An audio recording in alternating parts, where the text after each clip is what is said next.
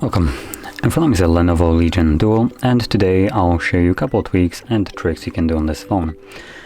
Now let's get started with the first one, which is going to be the gesture navigation, which isn't enabled by default, I think. So anyway, we can navigate to our settings, get started, and from here we're going to scroll down to System Navigation, which has its own category. And in here you want to select UTouch. And as you can see, this just gets rid of the buttons from the bottom, and it gives you a couple page guide on how you can now navigate through your device without the actual buttons. So quickly going over them, you swipe up to go home, you swipe up and hold to go to recent, and then you swipe from either side to go back. Like so. Fairly intuitive once you get used to it. Now moving on to the next option, it's going to be in the display section, which is the dark mode. So we have just the typical switch from light to dark. You can choose either one of them, it's completely up to you. But what I recommend actually utilizing is the automatic switch, which allows you to set up so it turns on dark mode at a specific time. So let's say select custom time and dark appearance from... That's kind of weird. I think it would be the other way around. So dark, I would set it up to be at, like, for instance, 7. Oh, okay, so it was actually correct. So that's kind of counterintuitive, to be honest.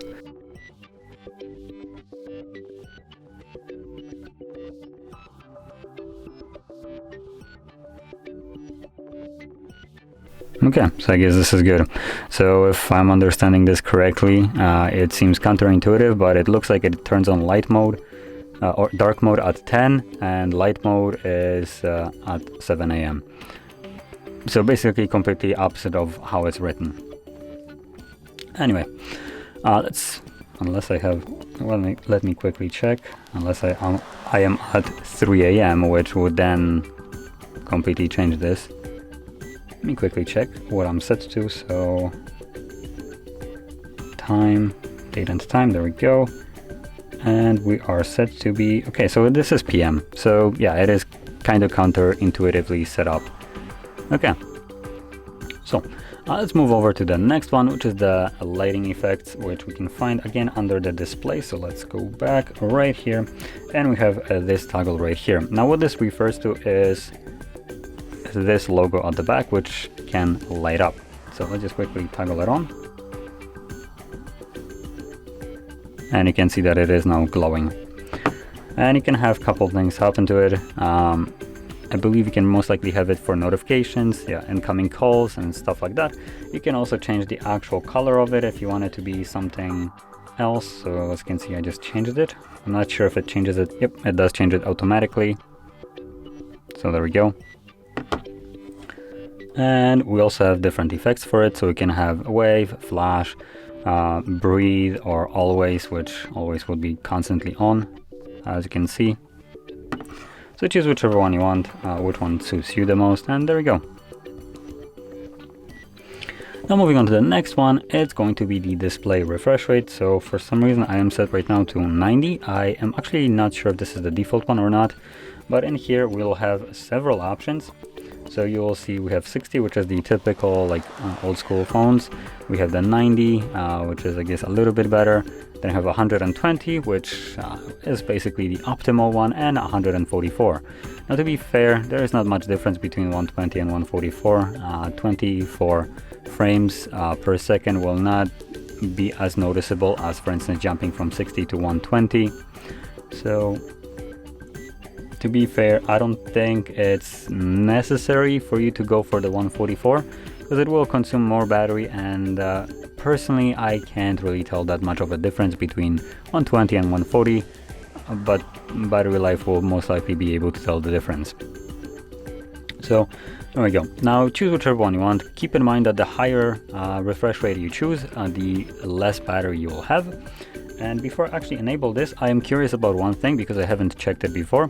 I'm curious about the actual refresh rate when the device is not doing anything. So right now Some phones drop the refresh rate all the way to like 1 frame when it's being still, so it saves up some battery, but some devices just don't bother at all. And I am actually curious what this phone will do, so I'm gonna quickly enable the developer options. Where is the... Do I have to click this? Nope. No, not here.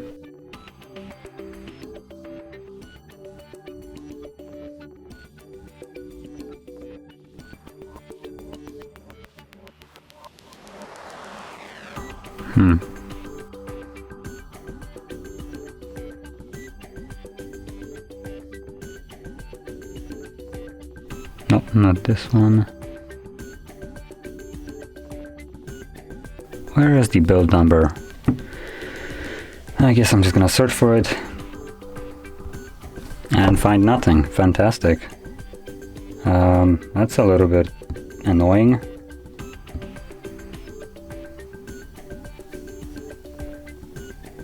Nope. Nope. Nope. Are you kidding me? Come on. Where is it? I have to do this now. No, none of them. Oh, come on.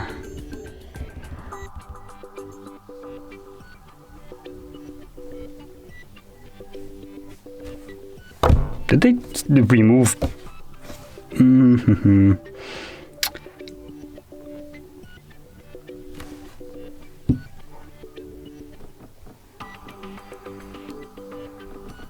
You know what? I guess I'm not gonna bother with the with this option, because apparently Lenovo decided to yeet the effing settings out of here because I can't find the build number. Either I am extremely retarded here and I just cannot find the solution, but if I am, then this phone is as well, because I cannot even search for it. Where is the build number, I'm asking? So normally you should be able to search for this trash and actually enable the developer options, but apparently Lenovo decided that now you don't need the actual settings. What we give you is what you can have only, which is a little bit annoying. Let me quickly check something on another device just to be absolutely certain that I'm searching for the correct name about the device. Let's see, is there a build number in here? Oh, look at that, this phone has build number. It's right over here, in version. Where does Lenovo keep it? About phone. Yeah, it's not here. Okay, fantastic. Okay, great phone. So I guess I'm gonna skip actually checking out the refresh rate, which I do kind of wanted to see, and just so you can see kind of how that looks like visibly on the screen when it's telling you the actual like frames, showing them exactly at every given moment. But apparently there is no developer options in this phone, so yeah, I'm not gonna show anything, I guess. So yeah, too bad, I guess. Anyway, the last thing that I wanted to show is the battery setting. Now typically this would be an absolutely boring section, but in here they decided to jack up the battery settings a little bit to the extreme. So let's go to the battery, and as you can see, we have a couple things, like for instance the battery left, which is not actually that much considering the battery size right here. It shows us the battery temperature. Obviously this will go up when you're most likely gaming, just because it's going to get heated from other components, and specifically it's going to go up when you're charging the device. Now if you're charging it with, for instance, 2 chargers like you can, that will probably spike up quite hard. Last full charge we had 1 hour and 6 minutes, which also doesn't really boast the best confidence in the battery life here. Then we have battery saver, so we can extend our phone's standby time by about 30%. We have battery percentage, just shows us percentage, and then we have a bunch of like information in here. But there should be also a way for us to see if I tap on this. No, this just enables it. Okay, so it actually just gives us limited info here. So this is actually not very helpful. I think I dealt with one of their previous phones where it actually had a much more comprehensive battery section. Or maybe I'm just mistaking the phones. So yeah, anyway, I honestly don't have much more to say here. The only thing else that I could recommend utilizing is probably the game mode, if there is one. There we go, it's right here in the middle. Agree and continue. Now I don't have any games, so I can't really showcase that. But obviously this will give you the best performance by boosting the games that you're gonna launch through here specifically, and then limiting everything else just to give you the best performance. But like I said, I don't have games here, so it's not really showing anything. It's empty, as you can see. But I highly recommend utilizing this. Obviously with launching this, you can also access the settings for the air triggers and other things, so that's also another benefit of it, because we do have these air triggers or whatever they're called here, which don't really do much right now. But if you launch a game through here, you can set that up. So anyway, if you found this video helpful, don't forget to hit like, subscribe, and thanks for watching.